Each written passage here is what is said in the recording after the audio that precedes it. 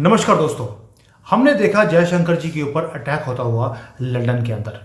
लेकिन क्या एक सिंपल क्वेश्चन है, क्या ये आइसोलेटेड एक इवेंट है कि जयशंकर जी पहुंचे, उनके ऊपर उनके काफिले को रुकवाया गया, इवन अटैक करने की कोशिश की गई? खुंदक क्यों है जयशंकर जी के साथ? और क्या ये एक सोची समझी बड़ा ग्रैंड प्लान है जो जिसके तहत ये सारा काम किया जा रहा है? बड़ा ही समझने वाला टॉपिक है। लेकिन इससे पहले अगेन एक गुड न्यूज़ भी देनी बनती है। हमने भी एक नया चैनल शुरू कर दिया आपके लिए, जिसका नाम है सुमित जैन क्लिप्स, जिसके अंदर आपको सारी जो हमारी लॉन्ग वीडियोस हैं वो छोटे छोटे क्लिप्स में आपको दिखाई देंगी। अगर पूरा वीडियो देखने का टाइम नहीं है, टाइम वेस्ट करने की ज़रूरत नहीं है, क्योंकि हमारी वीडियोस वैसे भी 10 और 15 मिनट के बीच में ख़त्म हो जाती हैं। हमें लंबी लंबी 50 मिनट की हाँकने की आदत नहीं है। सेम पॉइंट को 5-5 बार बोलने की भी हमारी आदत नहीं है। ना अपना टाइम वेस्ट करते हैं ना आपका। लेकिन उसके बाद भी जो छोटी क्लिप्स हैं, you can get a gist, तो आपको टाइम आपका बच जाएगा। आप उस पर जाकर भी ये क्लिप्स को देख सकते हैं। अभी शुरू किया है, स्लोली स्लोली इसको बिल्डअप करते रहेंगे। और आप में से जो भी लोग हमारे टीम का भी पार्ट बनना चाहते हैं, you want to come forward, you can help us in our work. राष्ट्र के लिए काम करना है तो दिल से करने वाले लोगों की जरूरत है। आप मुझे कांटेक्ट कर सकते हैं, मंजरी जी को कांटेक्ट कर सकते हैं। We all are working together only for one cause, and that is to bring Bharat on the global stage. So thank you so much जो अब तक सपोर्ट करते रहे। लेकिन आज बात करेंगे जयशंकर जी की, कि क्या जो जयशंकर जी के साथ हुआ है आइसोलेटेड है या बड़ा प्लान है। अगर बड़ा प्लान भी किसका है, डीप स्टेट का है, आईएसआई का है, ये सभी मिलकर कर रहे हैं। What is happening behind the scenes? Manjari ji, जय सिया राम। जय सिया राम। मंजरी जी, जयशंकर जी जाते हैं और उनके ऊपर पहली बार हुआ है कि उनके ऊपर अटैक हुआ है। हमारी एम्बेसीज के ऊपर तो बार बार अटैक होता रहा। What is the grand plan और इसका अंत क्या है? देखिए, अभी थोड़े दिनों से डीप स्टेट काफी हिट ले रहा है। थोड़ी ऊपर की फंडिंग बंद हो गई। नॉट दैट इससे डीप स्टेट को कोई फर्क पड़ता है, क्योंकि इतने सालों में उन्होंने जितना धन जमा कर रखा है उसके कारण उनको कोई फर्क नहीं पड़ा। ऊपर की फंडिंग बंद हो गई, बट ये उसे एक इंसान के तौर पे लेते हैं।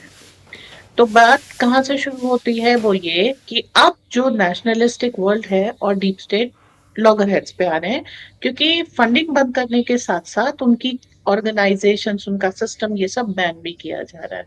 तो सबको मालूम है कि दिस वॉर इज स्टार्टेड, और ये अब अगली रूप लेगी, गंदा रूप लेगी, जिसमें वो उन लोगों को जिनसे इनको खतरा है उनको अगर पॉलिटिकली नहीं हटा पाए तो फिजिकली हटाएंगे, उनके ऊपर असैसिनेशन अटेम्प्ट कराएंगे।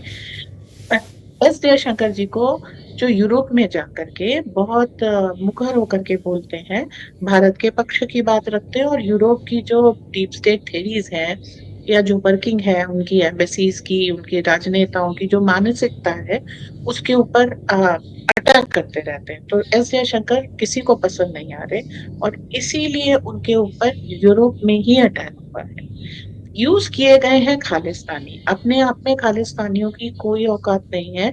वो भारत में ही बहुत कम है। मतलब सिख में से भी खालिस्तानी 2-4% है। तो इतनी माइक्रो माइक्रो माइनॉरिटी अगर बिना किसी के सपोर्ट के इतना मुखर होकर के नहीं आ सकती। सबको मालूम है डीप स्टेट ऐसे लोगों को फंड करता है, इनको सपोर्ट करता है, और उसके बाद इनसे ये अटैक्स वगैरह कराता है। आइसोलेटेड इवेंट इसलिए है क्योंकि ये पहला अटैक है हमारे किसी भी राजनेता के कॉन्वॉय पे। परंतु इससे पहले वो भारत को धमकाने के लिए देखिए, अभी तो जयशंकर जी के ऊपर हुआ है लंदन में, लेकिन इनको ये कनाडा में जो है वांटेड के पोस्टर ये पहले लगा चुके हैं, जो इंडियन डिप्लोमेट्स के लिए हैं। दे जिनसे भी इनको खतरा लगता है उनके ये फोटो फ्लैश करके ये सब लगाते हैं। और ये खालिस्तानी जो है जगह जगह प्रदर्शन भी करते हैं, और भारत की एम्बेसी से पर भी इन्होंने अटैक किया है। चाहे वो एम्बेसी आपकी इसमें हो, लंदन में हो, या फिर सैन फ्रांसिस्को में, वॉशिंगटन में, इन सब जगह पर हो। तो ये सब अटैक्स यहाँ पर इनके चालू रहते हैं। और बेसिकली इनकी जो कहना चाहिए कि मंशा है, वो इस बात की है कि आपको ये वहां पर फंक्शन ना करने दें। आपके जो वहां पे मिशंस हैं, जैसे यूएस में है, ये बाइडेन सरकार के अंडर में हुआ था, यूएस में जो मिशन पे अटैक हुआ था। तो ये इसलिए कि आप फंक्शन नहीं कर पाए, पब्लिक में निकल नहीं पाए, आपको अपनी सेफ्टी सिक्योरिटी की चिंता हो।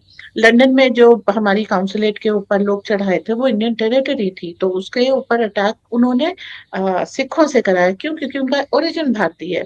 तो उन्होंने ये सोचा था ऐसा करा करके वो ये कह देंगे कि भाई भारतीय मूल के लोगों ने भारतीय दूतावास के ऊपर हमला किया है, हमारा इससे क्या।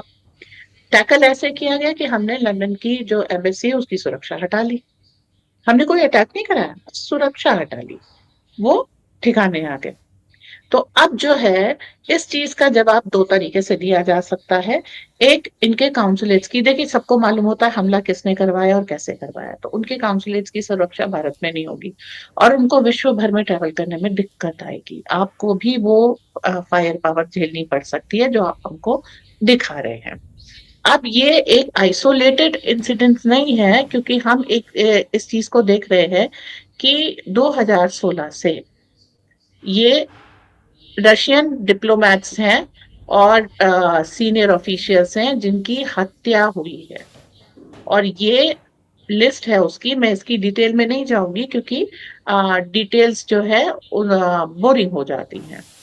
तो रशिया को के सारे लोगों की हत्या करने का ये था ताकि रशिया अपनी बात विश्व के मंच पे ना कह पाए, रशिया अपने लोगों अपना संदेश लोगों तक नहीं पहुंचा पाए। उनके लोगों की आवाज बंद कर दी, क्योंकि वो जनरली रशियन भाषा में कहते थे। उनके वर्जन को पूरे वर्ल्ड टॉक से हटा दिया और उसके बाद उनके ऊपर अटैक कर दिया। तो इसकी तैयारी काफी पहले से चल रही थी और 2016 से तो बहुत सारे रशियन डिप्लोमेट्स मारे जा चुके हैं। वही चीज ये भारत के साथ करने की कोशिश कर रहे हैं, ताकि जो हम भी डर जाए, हमारे राजनयिक फिर, जैसे अभी हम बिल्कुल खुल करके अपनी बात यूएन में भी कहते हैं, खुल के अपनी बात वैश्विक मंचों पे भी कहते हैं, तो ये करना बंद करते हैं। तो इसके लिए ये सारे अटैक शुरू हुए हैं। और ऐसा नहीं है कि रूस के ऊपर, भारत के ऊपर करके ये इन अटैक्स को चुप बैठ जाएंगे। एलॉन मस्क कह रहे हैं कि मेरा डोजे जिस तरीके से काम कर रहा है, मेरे ऊपर भी लाइव थ्रेट है। तो ये पॉलिटिक्स अब गंदी होने वाली है कि एलॉन मस्क को किसी तरीके से नहीं रोक सकते, तो चलो एलॉन मस्क को हटा दो। अब आपका सीनियर मारा जा चुका है तो नेक्स्ट इन लाइन थोड़ा तो डर के रहेगा, क्योंकि अगर आप कोई सही काम तब करेंगे जब आप जिंदा रहेंगे। एक ये पॉलिसी आती है। तो आप वो काम को ठीक से ना कर पाए ताकि वो लोग जीते रहें, उन लोगों के जो जो भी है चीजें चलती रहें। और डीप स्टेट वाकई डीप स्टेट है, अभी आपने उसकी टिप भी नहीं छुई है, वो तो अभी निकल के आएगा। सो डोंट सपोज कि जरा सी यूएसएआईडी और इसको थोड़े बहुत पैसे नहीं दिए तो हम जीत गए। इनके पास खजाने भरे पड़े हैं, ये विश्व की 90% संपदा के मालिक हैं। उस संपदा से और उन लोगों से वो क्या क्या कर सकते हैं, अनइमेजिनेबल है। जी। अच्छा मंजरी जी, अभी जैसे आपने पूरा समझाया कि ये पूरा एक कबाल है, पूरा एक गेम प्लान है कि जो जो नेशनलिस्ट कंट्रीज हैं उनके लोगों की आवाज़ को दबाया जाए और ऐसे जो रोग एलिमेंट्स हैं जिसको हम सो कॉल्ड खालिस्तानी बोलते हैं, ऐसे लोगों को, ऐसे पप्पुओं को ये पाल कर रखते हैं, परोसते हैं। और ये तो कुत्ते हैं, जिसने हड्डी फेंक दी उसी की हड्डी चूसने लग जाते हैं। वो तो हमें समझ आ गया। बट इसका सॉल्यूशन क्या है भाई? जैसे आपने बोला, एक सॉल्यूशन ये था कि भारत में जो ब्रिटिश एम्बेसी थी हमने उसकी सिक्योरिटी हटा ली कि आप अगर लंदन में हमारी एम्बेसी को, हमारे जो वहाँ पर एम्बेसडर्स हैं उनको अगर सिक्योरिटी नहीं देते, हम आपकी भी सिक्योरिटी हटा लेते हैं। 1 घंटे में सिक्योरिटी पहुँच गई थी लंदन की एम्बेसी के अंदर। एक तो ये चीज़ है। दूसरा, मुझे एक चीज़ समझ नहीं आती कि जयशंकर जी ने रिसेंटली यूरोप में जाकर बोला था कि जो कुछ आपके डिप्लोमेट्स मेरे कंट्री में तोड़ फोड़ करने की बातें बोलते हैं, हमारी गवर्नमेंट को गिरवाने की कोशिश करते हैं और जो बाकी की एक्टिविटीज वो करते हैं, अगर मैंने उसका 0.1% भी आपके यहां करना शुरू कर दिया तो आपकी चीखें निकल जाएंगी। आपको बोलने की जरूरत क्या है? जब वो आपके कंट्री में कर रहे हैं आप भी कर दीजिए। Who is stopping you? Why do you have to be Purushottam Ram all the time? देखिए, पुरुषोत्तम राम ने बहुत सारी मर्यादाएं तोड़ी थी, नई मर्यादाओं की स्थापना की थी, इसलिए पुरुषोत्तम राम कहते हैं। स्त्री अवध थी, ताड़का का वध किया था। छुप के मारना बुरा था, बाली को छुप के मारा था। सो ये पुरुषोत्तम राम जो बन रहे हैं वो तो सही कर रहे हैं। उन्होंने विश्व के मंच पे एक्सपोज किया था। क्यों? क्योंकि डीप स्टेट का जवाब डीप स्टेट होता है। यूएस के डीप स्टेट का जवाब ट्रम्प बना रहे हैं, वहां का दूसरा वर्जन होगा डीप स्टेट का। क्योंकि हर काम जो है ऑफिशियली जस्टिफाई करके नहीं कर सकते। तो यूरोप में जो चल रहा है उसको भी आपको एक डीप स्टेट से काउंटर करना पड़ेगा। यूरोप के जो एम्बेसीज भारत में जो काम कर रहे हैं, परेशान होके आपको भी वो काम करना पड़ेगा। अब इसका एक एग्जांपल मैं दे देती हूँ, क्योंकि ये सब चल रहा है। हमारे यहाँ किसान आंदोलन हुआ, हाँ जी। लंदन में नहीं हुआ क्या? हुआ। जर्मनी में हुआ, हाँ जी। जर्मनी में भी किसान आंदोलन हुआ। तो ऐसा नहीं है हम चुप बैठे हैं और आप हमारे मुंह पे थप्पड़ मार के जा रहे हैं और हम जो है मंच पे आके कह रहे हैं देखो देखो इन लंदन ने हमको थप्पड़ मारा। ऐसा नहीं है, इतने शरीफ हम भी नहीं रहे अब। ठीक है, लेकिन इस उनको एक्सपोज करना बनता है। उन्होंने कोई शिकायत के लहजे में नहीं कहा था, इल्जाम लगाया था कि जो आप करते हैं ना, अगर हम कर लेंगे तो क्या होगा। मतलब बी वॉन, और उसी के बाद इनके ऊपर हमला हुआ। उन्होंने कहा ठीक है, बी वॉन, फाइन। देखिए, भारतीय एक चीज पुनर्जन्म में विश्वास करते हैं, इसलिए मृत्यु उनके लिए एक शयन जैसी होती है। एस जयशंकर जी को ऐसा नहीं है, वो ये पता नहीं था कि हमारे ऊपर हमला हो सकता है या हमारी आवाज बंद करने की कोशिश हो सकती है। 2014 के बाद यही बात मोदी जी ने भी कही थी कि जो मैं काम कर रहा हूँ ये हो सकता है मुझे मार दें। उनको इसलिए नहीं था कि वो मोदी जी मैं चला जाऊंगा। उनको ये था जो मेरा काम है, मेरे जितने अच्छा कोई कर पाएगा, मेरा काम अधूरा तो नहीं रह जाएगा। क्योंकि अगर मैं जन्म लेके दोबारा इस कार्य को करने के लिए आऊंगा तो भी कम से कम 30-40 साल तो लग जाएंगे। तो इन चीजों को आप ध्यान में रखिए। वो ये सारी चीजें करने की कोशिश कर रहे हैं कि आपको डराने, और हमको मालूम है, हमको डरना नहीं है। इनको इन्हीं की भाषा में जवाब देना है। शठे शाठ्यम समाचरेत, एक सनातनी लाइन है, शठ के साथ शठता का ही व्यवहार किया जाता है। दुर्योधन भाजपा की टेबल पर आकर के बंदर की तरह कूदता है, फिर उसे विश्व रूप दिखाना पड़ता है। और विश्व रूप ही दिखाएंगे मोदी। समय आने दीजिए। मोदी समय से पहले कुछ नहीं करते। उनकी चुप्पी को लोग उनकी कमजोरी समझ लेते हैं, उनको सलाहें देना शुरू कर देते। बस मैं यही कहती हूँ भाई साहब, ये तूफान के आने के पहले की खामोशी है। इसके बाद जो सुनामी आएगी वो आपके बस की बात नहीं है। और ये हमेशा हर बार यही होता है। मोदी की चुप्पी से डरो, अगर वो कुछ नहीं बोल रहा है तो वो बहुत कुछ कर रहा है। और जयशंकर जी के ऊपर जो हमला हुआ उसके बाद मोदी जी ने कुछ नहीं बोला। तो आप समझ जाइए कि क्या क्या हो सकता है। लेकिन हम जो करेंगे उसका ढिंढोरा नहीं पीटेंगे। मंजरी जी, लोग बोलते हैं कि 10-11 साल हो गए, ये जो शांति है कुछ लंबी नहीं हो गई। भाई, 1 घंटा 2 घंटा तो हम तूफान से पहले 2 घंटे 3 घंटे की शांति हम समझ सकते हैं। 11 साल की शांति, ये कितनी लंबी शांति है। भाई साहब, जब बच्चा पैदा होता है तो वो कुछ बनने में 21 साल लगाता है। आप 10 साल में थक गए? अब मैं क्या कहूं? मतलब आप क्या चाहते हैं? आज उन्होंने सत्ता संभाली और कल सब कुछ हो जाएगा? इतनी अधीरता अच्छी बात नहीं है। आपको घर संभालते हुए विश्व संभालना है, समय लगता है। बहुत सारे जैसे एक हमने एपिसोड किया था कि रवि नदी का पानी रोका। डैम बनाने के लिए समय चाहिए था, 10 साल बाद रोक पाए। तो वो डैम बना रहे हैं, नींव खोद रहे हैं, काम कर रहे हैं। लेकिन विश्व में परिस्थितियां कोई स्टेबल तो है नहीं कि हम डैम बना रहे हैं तो वहां पर कोई उसको तोड़ने की कोशिश नहीं करेगा। बहुत फैक्टर्स होते हैं जिसके कारण डिलेज हो जाते हैं। Corona is one of the major factor जिसके कारण 3 साल का डिले हुआ।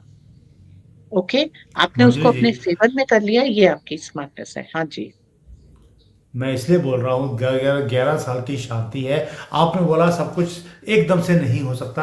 आपने दो उदाहरण दे दिए, दोनों ऑपोजिट हैं। बच्चे को भी पैदा होने में, बड़ा होने में 21 साल लगते हैं, तूफान को आने में 21 साल नहीं लगते। उसको तो 1 घंटे के बाद पता लग जाता है, उससे पहले चीज़ें थम जाती हैं। लेकिन अगर आपने ये पता बोला है लगता कि है। भाई, एक एक आपने बोला कि सब कुछ एकदम से नहीं हो सकता, टाइम लगता है, पेशेंस रखनी चाहिए। हमने तो डोनाल्ड ट्रंप को देखा है, 1 महीने में सारा कुछ तहस नहस करके उसने रख दिया है, यानी कि कोई भी शांति नहीं रखी।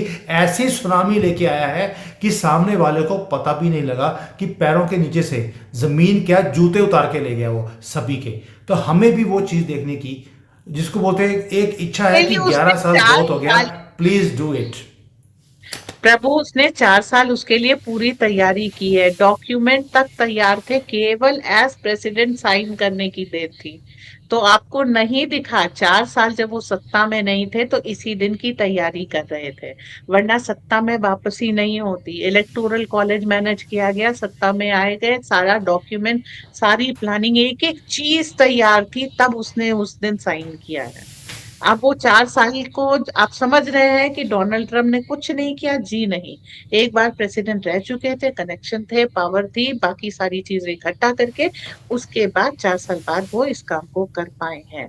तो आपको जो होते हुए दिखा, तूफान आने से पहले भी हिंद महासागर में या कहीं भी प्रेशर बनता है, फिर प्रेशर बढ़ता है, उसके बाद वो प्रेशर मूव होता है हवा से, और तब आपको लगता है तूफान आया। Nothing happens all of the sudden.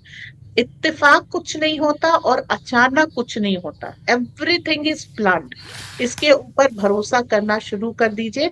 अगर आपको लग रहा है कि अकस्मात एस जयशंकर पे हमला हो गया, जी नहीं, एवरीथिंग इज प्लान। किसको हमला करना है, कहाँ पर करना है, कितने बजे करना है, किस मोड से करना है, कितनी हार्म पहुंचानी है, उससे ज्यादा नहीं पहुंचानी है। एक एक चीज बिल्कुल एकदम होती है और उसको बिल्कुल वर्ड टू वर्ड इम्प्लीमेंट किया जाता है। उनकी गाड़ी के आगे से झंडा हटाया, शीशा भी तो फोड़ सकते थे, स्नाइपर भी तो यूज कर सकते थे। तो एक एक चीज प्लान होती है, और उससे ज्यादा नहीं होता, उससे कम नहीं होता। इस चीज को समझिए। और प्लानिंग की स्टेज बहुत ज्यादा लंबी होती है। एस जयशंकर जी ने बयान कब दिया था, हमला कब हुआ, इतने दिन क्या हुई, प्लानिंग हुई। भारत के लोग को ही भारत के खिलाफ वो किया गया ताकि मेरी जिम्मेदारी खत्म हो जाए। भाई, आपके यहाँ के खालिस्तानी हमारे यहाँ शरण लिए थे, आपके ऊपर अटैक किया। जवाब क्या है, भेज दो बेटा घर, डिपोर्ट कर दो, हम निपट लेंगे अपने खालिस्तानियों से। फिर जब वो दो छित्तर खाएंगे तो फिर बताएंगे कि इंग्लैंड में फला जेम्स ने और फला रॉबर्ट्स में मुझे इतने पैसे दिए, उसके बाद हम आपके पास आएंगे। तो ऐसा नहीं है हमको नहीं पता है क्या है। सब चीजों का सोल्यूशन है, सब चीजें का है, लेकिन समय लगता है। इसका जवाब बहुत तगड़ा दिया जाएगा। आपको याद है हमारे सीडीएस थे विपिन रावत, उन उनका जो है चिप को ब्रीच करके उनकी हत्या की गई थी। वो एक्सीडेंट नहीं था, वो हत्या थी। अचानक जो है उनके हेलीकॉप्टर के पंखे उल्टे घूमने शुरू हो गए थे। वो किसी भी हालत में हेलीकॉप्टर क्रैश नहीं हो सकता था, पर उसे क्रैश दिखाया गया।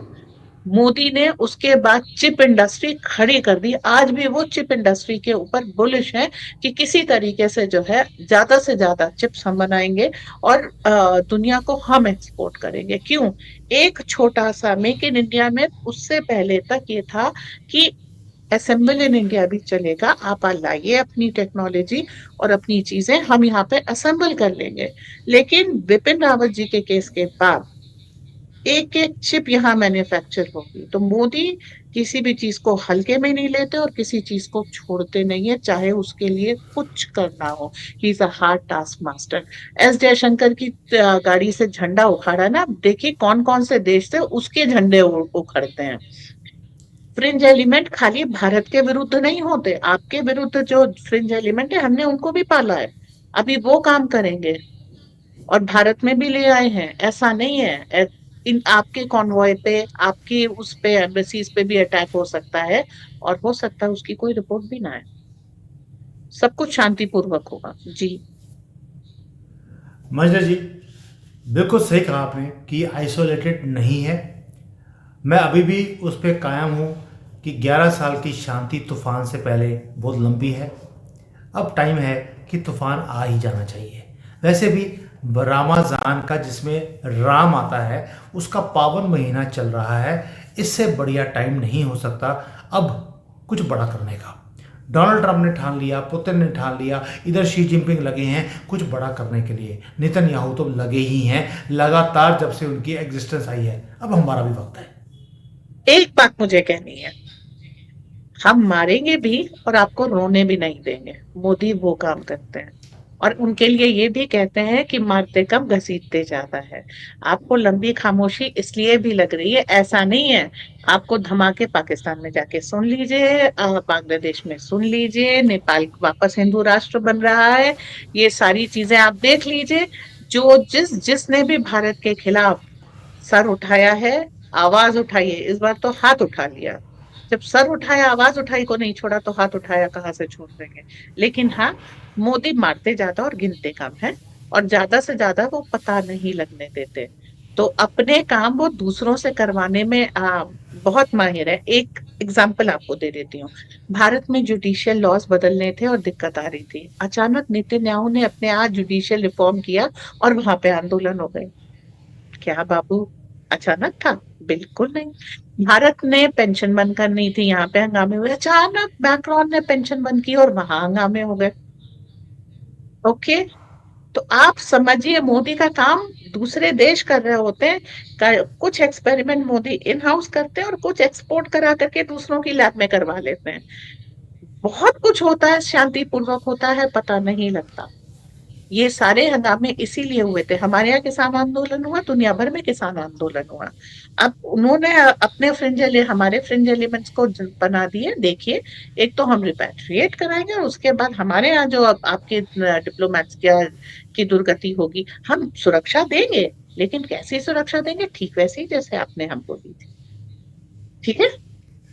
आपके भी एनवॉइस हैं और नाउ वो भी घर से बाहर निकलते हैं। आ जाओ। आ जाओ मैदान में।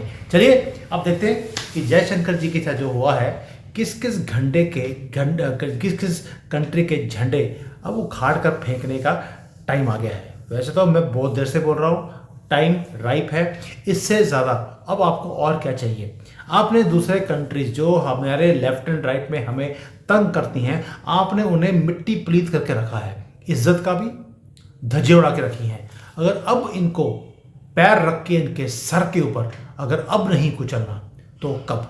ताकि जो ये कभी कश्मीर में, कभी ये हमारे पंजाब में, कभी कहीं और, ये जो सारे काम करते रहते हैं, जब तक आप इनका सर नहीं कुचलेंगे तब तक ये हटने वाले नहीं हैं। और जो चुप्पी है ये बहुत लंबी है। और अब शायद ये वक्त आ गया है। मुझे कई लोगों ने बोला कि मार्च के बाद आप एक रौद्र रूप देखेंगे मोदी जी का। मैं वेट कर रहा हूँ, इसीलिए मार्च में आया हूँ, मार्च एंड तक यहीं पर हूँ, ये देखने के लिए, वो रौद्र रूप को देखने के लिए मैं खुद भारत में बैठ के इसका मजा लेने के लिए बैठा हूँ। Manjari ji, thank you so much and I hope your Modi ji doesn't disappoint me before I go back to China. Pivot जो बॉल रोल करनी शुरू कर दी, अब ये रुकेगी नहीं, क्योंकि इसमें डीप स्टेट का अटैक शुरू हो गया है। अब ये रोके नहीं रुकेगा, ये होगा ही होगा। आपकी तमन्ना पूरी होगी। चलिए मैं प्रे करता हूँ भगवान से कि ऐसा ही हो। सो बी इट, तथास्तु। Thank you. जय सिया राम। जय सिया राम।